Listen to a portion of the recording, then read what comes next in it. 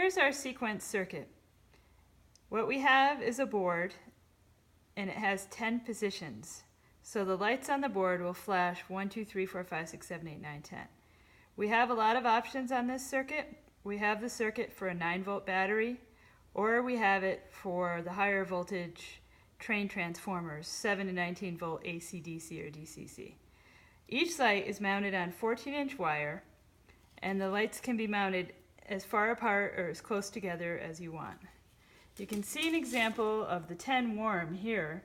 You can see that the lights are traveling along one after another. What we did here is put 10 warm in this little theater marquee. On this side we have the 20 cool. There's 20 lights here, but you can see it's still flashing 1 through 10. Because there's 10 positions on the board, we just put 2 lights in each position. One good use of the 20 light, where they flash in pairs, is an approach for a runway or someplace where you want the lights to show the approach.